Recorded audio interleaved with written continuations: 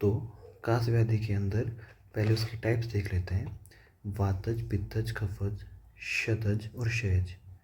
वातज को ट्रॉपिकल इसोनोफिलिया से कोरिलेट किया जाता है। पित्त को ब्रोंकाइटिस से, बैक्टीरियल इन्फेक्शन वाला। कफज को ब्रोंकाइटिस से ही बट वायरल इन्फेक्शन वाला। शतज मतलब कि कैंसर ऑफ द लंग्स। और क्षयज को राजक्षमा से कोरिलेट किया जाता है, या फिर वो ऑलमोस्ट सेम सेम ही होते हैं। इसके और भी टाइप्स होते हैं, जैसे शुष्क और आर्द्र कास।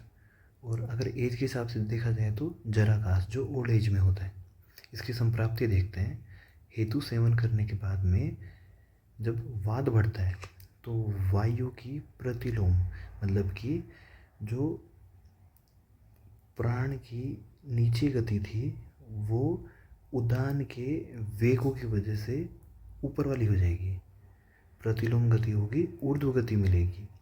उदान की जो स्वाभाविक ऊर्ध्व गति है उसके वेग ज़्यादा बढ़ेंगे, तो प्राण की जो प्राकृत गति है उसमें रुकावट आएगी और प्राण को उदान वाली गति मिलेगी। जैसे प्रतिलोम हो जाएगा, उल्टा हो जाएगा। प्राण पहले नीचे था, उदान ऊपर जाता था।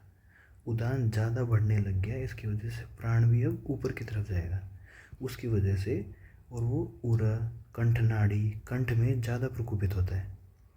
मुख के साथ में प्राणवायु बाहर निकलने लगती है, तो बाहर पड़ते टाइम पे फूटे हुए काश के बर्तन के समान विशिष्ट प्रकार की आवाज़ आती है।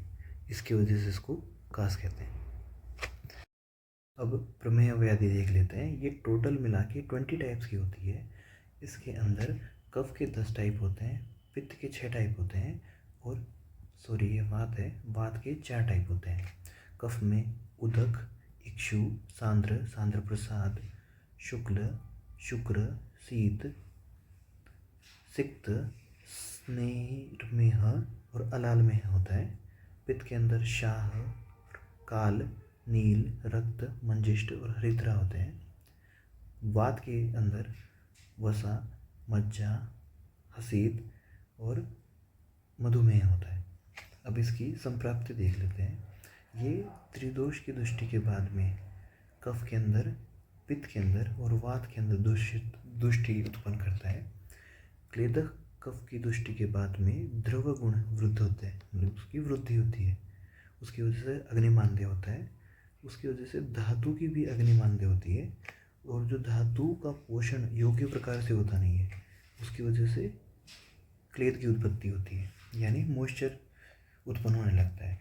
तो मॉइस्चर ज़्यादा बढ़ने की वजह से मूत्र के द्वारा मूत्र मार्ग से बाहर गिरने लगता है, इसलिए प्रमेह के अंदर ज़्यादा यूरिनेशन होता है। ठीक है, ये द्रव गुण जो बढ़ा था उसकी वजह से जो 1 दोष और 10 दुष्य होते हैं प्रमेह के अंदर, यानी 1 दोष कौन सा, कफ, और 10 दुष्य कौन से, मेद, रक्त, क्लेद, शुक्र, लसिका, वसा, मज्जा, रस, ओज, मांस, ये सारे बिगड़ते हैं।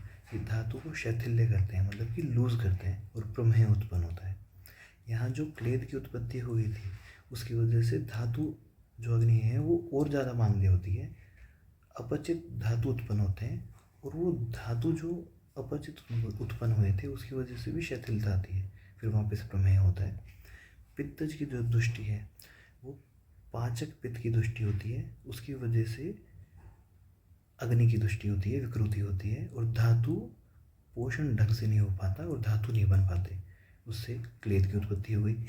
वात के अंदर जो दृष्टि होती है वो समान और अपान वायु की होती है, उसकी वजह से भी क्लेद की उत्पत्ति होती है। मतलब कि कफ, पित्त और वात तीनों में एंड में जाके क्लेद उत्पन्न होगा, उसकी वजह से धातु ढंग से बन नहीं पाएगा और धातु शैथिल्य आएगी, और उसकी वजह से प्रमेह